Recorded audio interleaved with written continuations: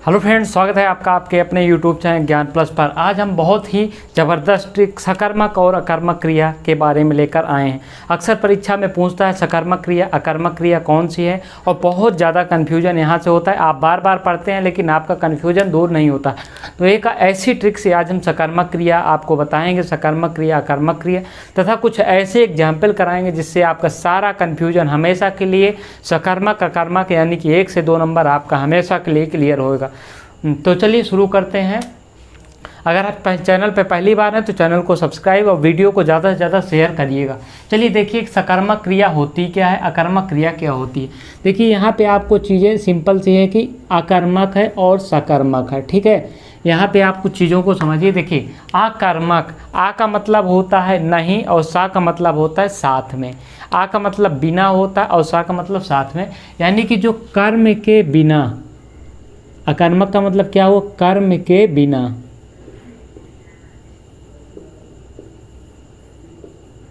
वो क्रियाएं जो कर्म के बिना की जाती हैं वो क्या होती हैं, अकर्मक कहलाती हैं। और वो क्रियाएं जो कर्म के साथ की जाती हैं उन्हें सकर्मक क्रियाएं कहा जाता है, ठीक है। अब यहाँ पे आपका परिभाषा सामान्य सी पता हो गई कि जो कर्म के साथ की जाए वो सकर्मक और जो कर्म के बिना की जाए वो अकर्मक कहलाती है, ठीक है। अब देखिए, अब इसको आप पहचानेंगे कैसे, सबसे बड़ा सवाल यही है परीक्षा में, और ज़्यादातर परीक्षा में एग्जाम्पल पूछता है। मीरा गाना गा रही है। देखिए, जब आप कोई कार्य करते हैं उससे किसी कार्य पे असर पड़ रहा हो, वो कोई कार्य खत्म हो रहा हो, ज़्यादा हो रहा हो, बन रहा हो, बिगड़ रहा हो, तो क्या होता है कि वो क्या होती है, वो सकर्मक होती हैं। क्योंकि जब उसमें कर्म होगा तो कुछ ना कुछ फर्क पड़ेगा। इसीलिए कह रहा है कि मीरा गाना गा रही है। जब मीरा गाना गाएगी तो यहाँ पे क्या होगा कि मीरा गाना गा रही, तो क्या फ़र्क पड़ रहा है, मीरा गाना गा रही है। तो यहाँ पे क्या होगा, जब मीरा गाना गाएगी तो क्या होगा, गाना ख़त्म होगा ना, कि नहीं ख़त्म होगा। भैया आप गाना गाएंगे, 4-5 बड़ा गाना है, 4-5 मिनट में ख़त्म हो जाएगा। उसके बाद आप तो अगला गाना शुरू करेंगे या तो आप गाना रोक देंगे। तो क्या हो रहा है कि गाना यहाँ पे क्या हो रहा है, ख़त्म हो रहा है। जो गा रही है, सॉरी, यहाँ पे जो गा रही है वो गाना जो है वो ख़त्म हो रहा है। तो यहाँ के कोई ना कोई चीज़ ख़त्म हो रही है, यानी कि ये क्या है, सकर्मक क्रिया है, ठीक है। अब इसी प्रकार से राम आम खा रहा है। राम आम खाएगा तो ख़त्म होगा, भले उसके सामने जितना ढेर सारा आम ले रख दीजिए, लेकिन वो आम खाएगा तो आम क्या होगा, ख़त्म होगा। तो यही चीज़ तो है, राम आम खा रहा है, यानी कि आम राम का ख़त्म हो जाएगा खाते खाते एक समय के बाद, ठीक है। या ख़त्म नहीं होगा तो कम तो हो रहा है, तो क्या होगा, यहाँ पे कर्म हो रहा है, यानी कि चीज़ें ख़त्म हो रही हैं, यानी कि ये भी क्या हो जाएगा, सकर्मक क्रिया हो जाएगी। उसने खिलौना तोड़ दिया।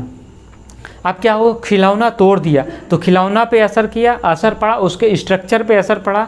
खिलौना जो है अब वो बदल रहा है, यानी कि खिलौना का जो पहले स्वरूप था उसमें परिवर्तन आ गया है, यानी कि उसके जो स्वभाव पे है वो प्रभाव पड़ा, यानी कि ये भी क्या हो जाएगा, सकर्मक क्रिया हो जाएगा, ठीक है। अब इसको आप समझ गए होंगे यहाँ पे सकर्मक क्रिया क्या होती है।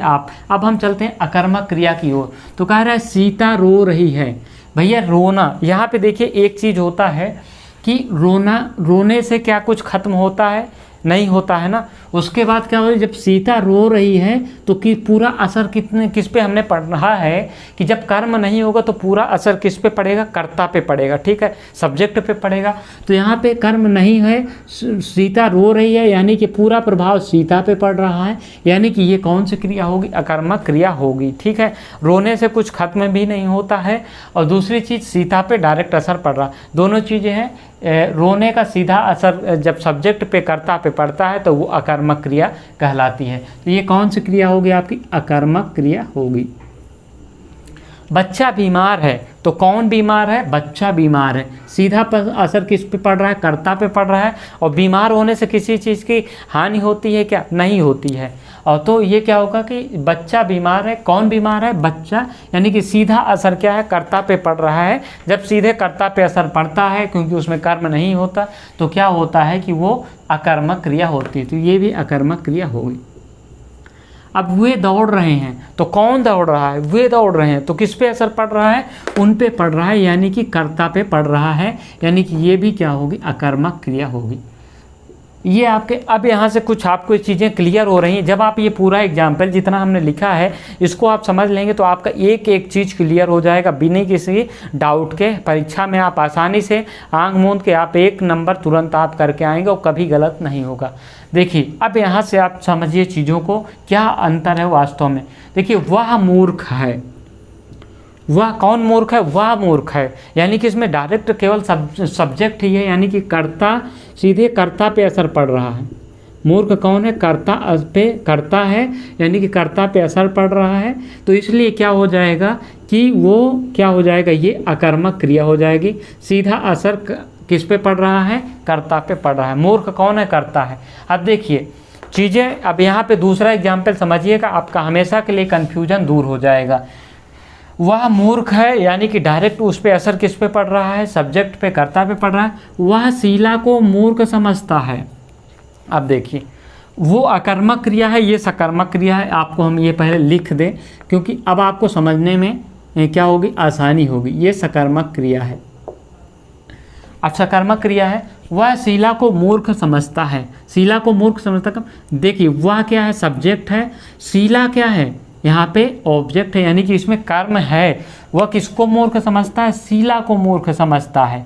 शीला को मूर्ख समझता है यानी कि इसमें ऑब्जेक्ट है। जब कोई तीसरा पर्सन आएगा तो क्या हो जाएगा, वहाँ पे सीधे चीज़ें क्या हो जाएंगी, यानी कि यहाँ पे ये क्या हो जाएगा, ऑब्जेक्ट हो जाएगा। और जब किसी भी चीज़ में ऑब्जेक्ट आ जाता है यानी कि कर्म आ जाता है, उसे आप कहते हैं साथ कर्म आ गया, यानी कि सकर्मक हो गया। ये सकर्मक है।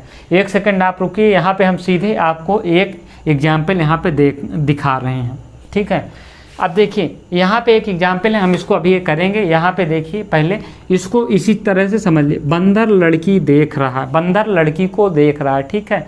अब यहीं पे एक और आप समझ लीजिए, बंदर लड़की को देख रहा है, और दूसरा आप समझ लीजिए वह लड़की को देख रहा है, वह देख रहा है।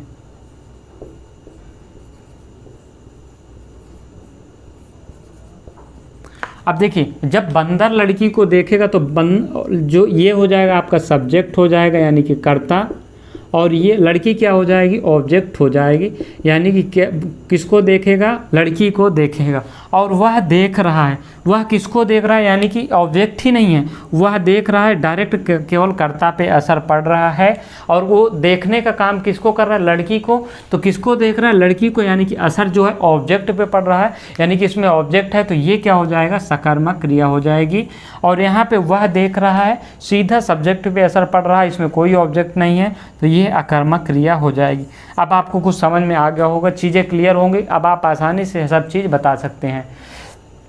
चिड़िया आकाश में उड़ रही, जल्दी से आप बताइए, कमेंट में बताइए हमें हम यहाँ पे आपको देखिए समझा रहे हैं, आप समझ रहे हैं। चिड़िया आकाश में उड़ रही है, चिड़िया आकाश में उड़ रही है, यानी कि चिड़िया जो है आकाश में उड़ रही है। इसमें क्या कोई ऑब्जेक्ट है, ऑब्जेक्ट नहीं है। उड़ कौन रहा है, चिड़िया रही है। अब वो चाहे आकाश पे उड़े चाहे धरती पे बैठे रहे, उस पर कोई असर पड़ता है, नहीं असर पड़ेगा ना। तो यही तो कर रहा है, उड़ने का असर सीधे किस पे पड़ रहा है, चिड़िया पे पड़ रहा है। अब यहाँ पे देखने का असर लड़की पे पड़ रहा था, लेकिन यहाँ पे क्या होगा कि उड़ने का असर सिर्फ और सिर्फ किस पे है, चिड़िया पे है। आकाश पे उस पर कुछ असर नहीं पड़ेगा। आकाश में चाहे उड़िए चाहे आप बैठिए, कुछ भी करिए, लेकिन आकाश पे असर नहीं पड़ेगा। इसलिए क्या हो जाएगा, ये अकर्मक क्रिया हो जाएगी।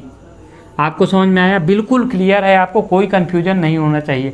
मैंने माँ को पत्र लिखा, मैंने पत्र लिखा, किसको लिखा, माँ को लिखा, यानी कि इसमें ऑब्जेक्ट की मौजूदगी है। और जब आप पत्र लिखते हैं तो आपका पेन स्याही कुछ खत्म होता है कि नहीं होता, कुछ कम होता है।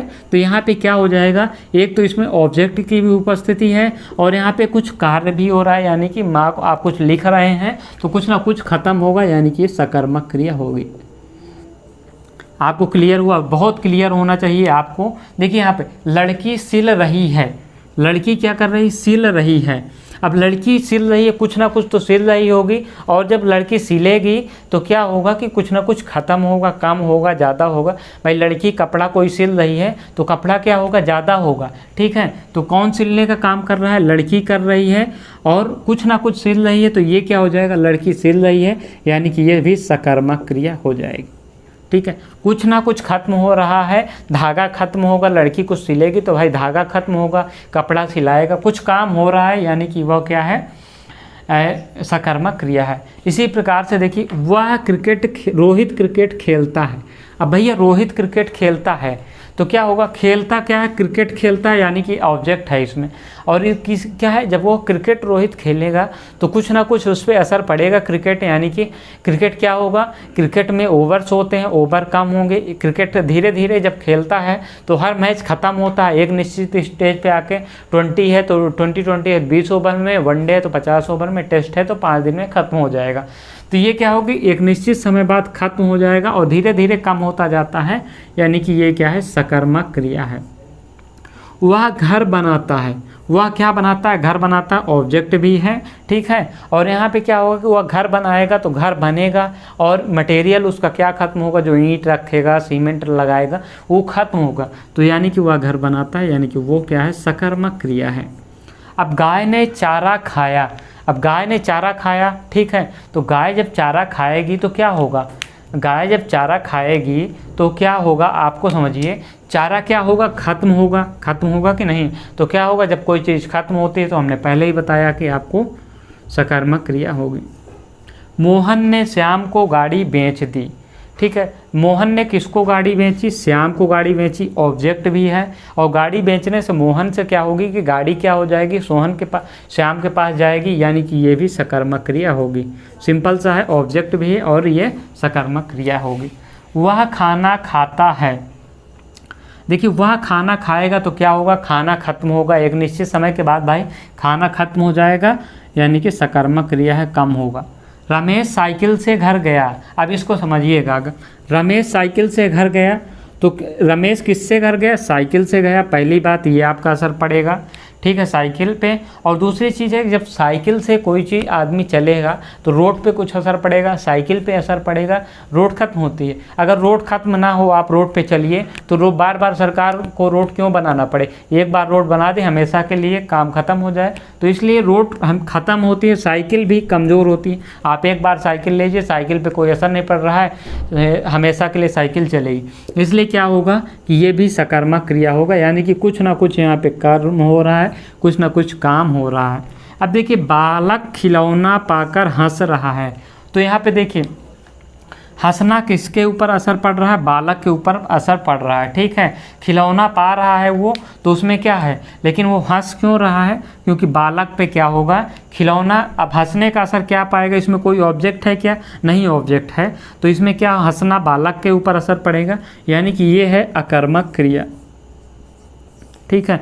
अब बालिका निबंध लिख रही है, देखिए अब यहाँ पे फिर से बालिका निबंध जब लिखेगी तो कुछ ना कुछ तो खत्म होगा, कुछ ना कुछ तो कम होगा। क्या कम होगा, यानी कि बालिका जब निबंध लिखेगी तो पेन, पेंसिल, पत्र, पेज कुछ कम होगा, यानी कि ये सकर्मक क्रिया होगी। तो सकर्मक क्रिया, अकर्मक क्रिया, ये बेसिक कॉन्सेप्ट है सकर्मक क्रिया का, अकर्मक क्रिया का। आप इसको एक बार दो बार वीडियो देख लीजिएगा तो आप हमेशा के लिए क्लियर हो जाइएगा कि क्या सकर्मक क्रिया है, क्या अकर्मक क्रिया है। आपका परीक्षा हॉल में कभी गलत नहीं होगा। वीडियो अच्छा लगा हो तो वीडियो को लाइक कर दीजिएगा, वीडियो को अपने दोस्तों को साथ शेयर करिएगा, जिससे कि उनको भी आसानी मिले। और अगली वीडियो आपको किस टॉपिक की चाहिए, ये भी हमको इसी तरह की वीडियो हम आपको हिंदी में लाएंगे ज़बरदस्त तरीके से। तो वीडियो में कमेंट में बताइएगा कि आपको अगली वीडियो किस टॉपिक पे चाहिए। तो ये रही आपके लिए वीडियो। उम्मीद है कि आपको वीडियो पसंद आई होगी। वीडियो को लाइक तथा चैनल को सब्सक्राइब करना मत भूलिएगा। जय हिंद, जय भारत।